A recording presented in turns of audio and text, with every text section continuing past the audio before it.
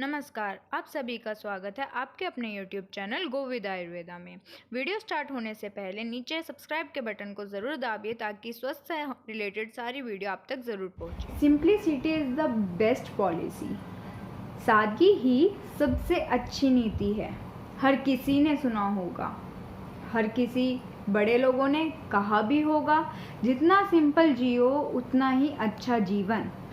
क्या ये खाने के मामले में भी अच्छी नीति है? क्या एक सिंपल आहार हमारी सारी ज़रूरतों को पूरी कर सकता है?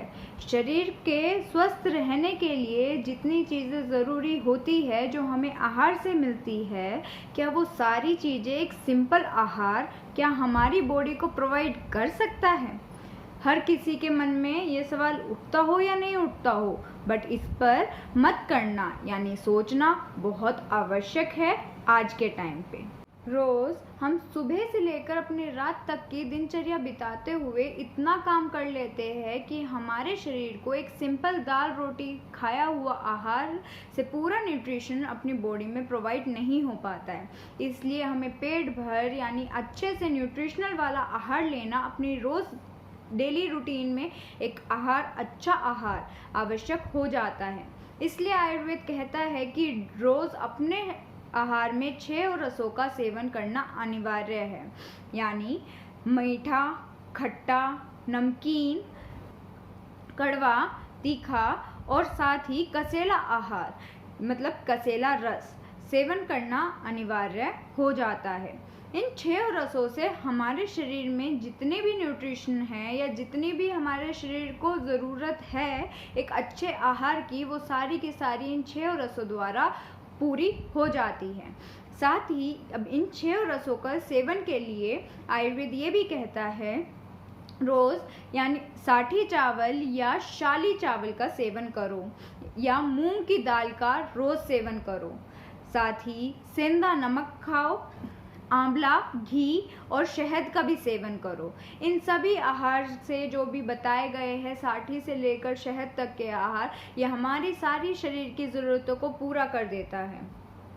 अब जैसे कि साठी और शाली चावल हमारे कार्बोहाइड्रेट्स को प्रोवाइड करा देते हैं अच्छी भरपूर मात्रा में, मूंग की दाल अच्छी मात्रा में प्रोटीन को प्रोवाइड करा देती है, आंवला हमारे विटामिन जितने भी होते हैं बॉडी में सभी चीज़ों को पूरा करा देते हैं, घी हमारी बॉडी में फैट पूरा कर देता है, विटामिन डी और ई और ए की कमी को भी पूरा कर देता है। साथ ही हम जो शहद है वो हमारे कसेले रस में आता है तो उसकी भी मात्रा पूरी हो जाती है, और जितने भी मिनरल्स हमारे सेंधा नमक यानी जो सेंधा लवण हम खाते हैं उसमें भरपूर मात्रा में होता है। तो इन 6 रसों का सेवन इन पूरे आहार में पूरे भरपूर मात्रा में हमारे शरीर को मिल जाता है। अब पहले के टाइम में या हमारे जो इंडियन कल्चर है उसमें थाली बहुत अच्छे प्रचलन में है। थाली जिसमें सारे आहार एक ही थाली में होते हैं।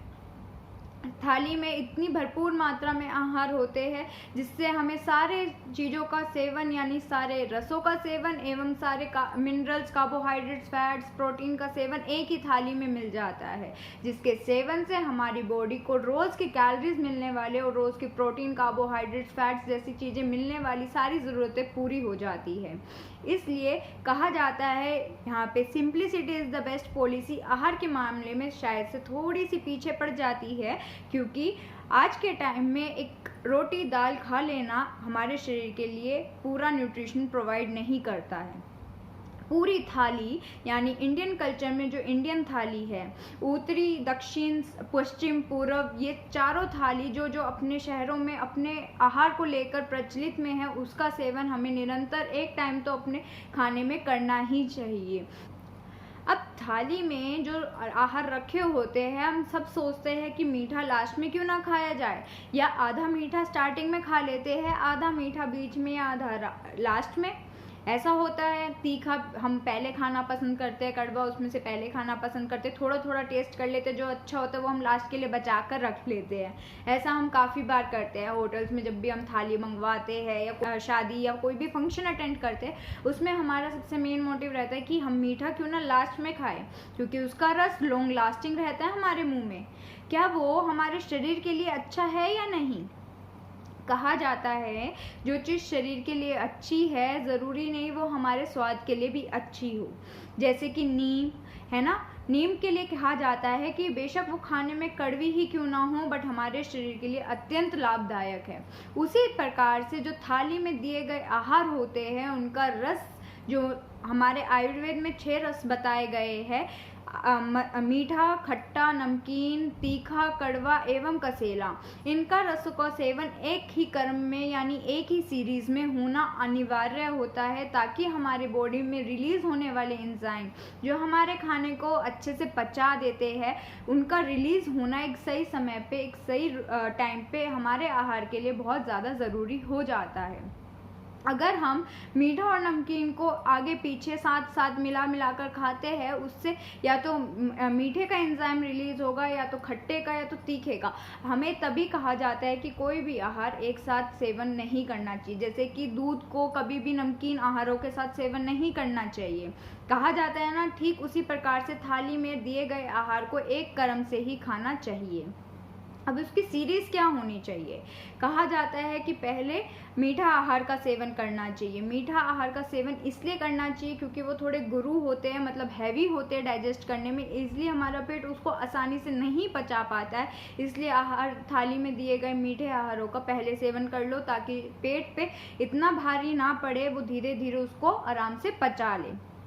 उसके बाद हमें अम्ल और लवण पदार्थ यानी खट्टे और नमकीन पदार्थों का सेवन करना चाहिए। इससे जो जठराग्नि है यानी हमारे पेट में दी गई जो अग्नि है, हमारी बॉडी में जो पेट में अग्नि होती है वो एक समान मात्रा में उसको ईंधन प्रोवाइड हो सके। ईंधन मतलब एक समान मात्रा में उसको प्रज्वलित कर सके और जितना हम आहार आने वाले टाइम में खा रहे हैं, जो मीठा हमने पहले खाया है वो सारा एक मात्रा में पचा दे ताकि हमारे पेट को भी कोई डिफेक्ट ना हो या डिसऑर्डर ना हो, ईजिली खाना पच जाए, ना हमारे पेट में एसिडिटी बने, ना पेट में कोई अफारे या गैस जैसी दिक्कतें ना आए।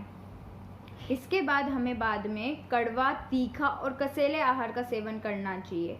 ऐसा इसलिए क्योंकि खाना खाए बाद हमारा शरीर अगर भारी लगता है तो हम एक जगह पड़े रहते हैं जिसके कारण हमें आहार वो सही तरीके से डाइजेस्ट नहीं होता है। जो ये कहते कड़वे, तीखे और कसेले पदार्थ होते हैं वो पचने में थोड़े लघु होते हैं, मतलब लाइट होते हैं और उसके बाद हमें अपना शरीर आलस से या भरा हुआ या थका हुआ महसूस नहीं होता और जितना भी खाना हमने पहले खाया है या अभी खाया वो सही मात्रा में डाइजेस्ट हो जाता है। इसलिए कहा जाता है सबसे पहले मीठा, फिर खट्टा, फिर नमकीन, फिर कड़वा, फिर तीखा और फिर कसेले आहार का सेवन करना चाहिए ताकि हमारे सही मात्रा में एंजाइम रिलीज हो और सही मात्रा में आहार पच सके।